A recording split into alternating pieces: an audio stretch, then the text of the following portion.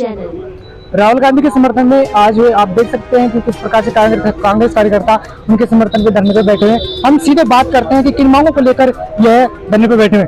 Sir नमस्कार, आज आप किन मांगों को लेकर धरने पे बैठे हैं? देखिए, हम लोग राहुल गांधी जी को जो एक तरह से जो ये सजा देके और जो उनका पार्लियामेंट से उनका जो निष्कासन किया उसको कांग्रेस किसी भी रूप में स्वीकार नहीं करती और सभी कांग्रेस के लोग पूरे देश में उद्वेलित हैं और उसको लेकर ही हम लोग धरना कर रहे हैं।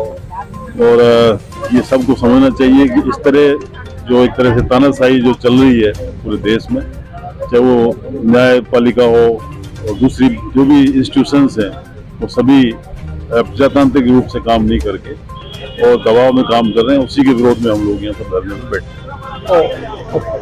लगातार विधायक जनों का ये कहना था कि मतलब कि मोदी सरकार तानाशाही कर रही है, जिससे कि राहुल गांधी को परेशान किया जा रहा है। हम इनसे सीधे बात करते हैं। हमारे साथ ममता भूपेश है। बात करते हैं कि जिस प्रकार से राहुल गांधी के समर्थन पे आज बैठे हैं, तो इनसे बात करते हैं कि राहुल गांधी के समर्थन में मैडम आपका क्या कहना है? देखिए, तानाशाही प्रवृत्ति की सरकार भारतीय जनता पार्टी की इस देश में राज कर रही है और आजाद भारत में लोगों की स्वतंत्रता को रोका जा रहा है, अपनी बात कहने से रोका जा रहा है और एक दमनकारी नीति इस देश के अंदर लागू है। तो हम लोग कांग्रेस के कार्यकर्ता सड़कों पे उतरेंगे, लड़ेंगे और इस तानाशाही सरकार के खिलाफ अपनी मुहिम को आदरणीय खड़गे जी और सोनिया गांधी जी के नेतृत्व में आगे बढ़ाएंगे। एक साहसी नेता राहुल गांधी जो इस देश की आवाज बनने जा रहा है, जो देश के मूलभूत मुद्दों को उठा के जनता के सामने जा रहा है, उनकी बातों को नहीं सुन के और आज जो बेरोजगारी इस देश के अंदर है, जो महंगाई इस देश में, भारतीय जनता पार्टी की केंद्र नीति सरकार को इस देश की महंगाई के बारे में सोचना चाहिए, नौजवानों की बेरोजगारी के बारे में सोचना चाहिए। जो मूल बातें उनसे ध्यान हटा के और इस तरह की बातें कर रहे हैं, ये बहुत एक तरह से अनुचित कदम वो उठा रहे हैं। हम इनके खिलाफ राहुल गांधी जी कह रहे हैं कि मैं सावरकर नहीं हूँ, मैं माफी नहीं मांगूंगा, मैं देश की आवाज को दबने नहीं दूंगा। इसके बारे में आपका क्या कहना है? देखिए, राहुल गांधी जी देश की आवाज बनने के लिए भारत जोड़ो यात्रा निकाली।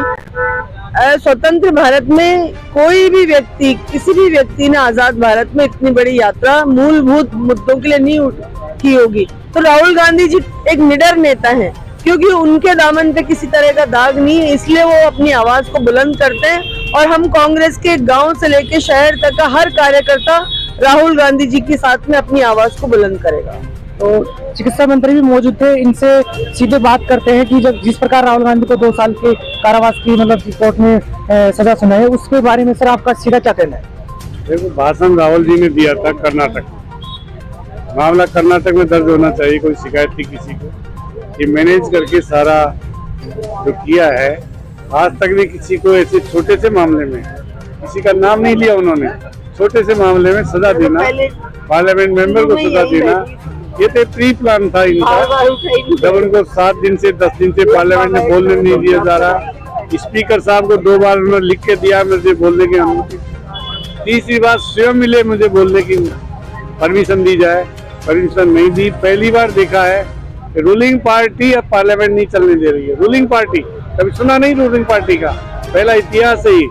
जिस तरह का इन्होंने किया, राहुल जी की जो मेंबरशिप थी, जिस तरह फैसला हुआ, जिस तरह फैसले को हाईजैक करके इन्होंने किया, तो निश्चित रूप से देश के लोकतंत्र के लिए बहुत घातक है। सर आगे क्या रणनीति रहेगी सर आपकी? निश्चित रूप से हम संघर्ष करेंगे और जैसे इंदिरा जी के साथ इन्होंने किया, पार्लियामेंट की मेंबर की सीट उनको भी की थी 1978 में, जब वो चिकमगलूर से जीत कर आई चुनाव, उनको पहली बार ही जब पार्लियामेंट में आई उनकी सदस्यता भी निलंबित की गई। उसके बाद कांग्रेस वापस रिटर्न हुई, तो निश्चित रूप से कांग्रेस वापस रिटर्न होगी, पूरा विपक्ष एक होगा।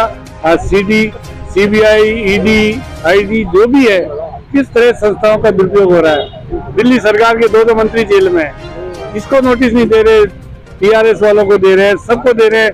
लालू जी के परिवार को इन्होंने कम प्रताड़ित कर रखा है। राहुल जी को, सोनिया जी को क्या सीबीआई, ईडी ने नहीं बुलाया?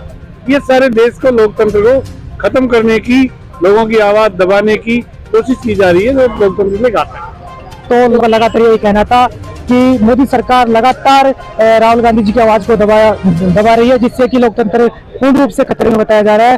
और हम जब तक हमारी मांगों को पूर्ण रूप से माना नहीं जाएगा, जब तक हम धरने पे बैठे रहेंगे और राहुल गांधी के समर्थन में हम आवाज को बुलंद करेंगे। कैमरामैन विकास पोटर के साथ दोसा।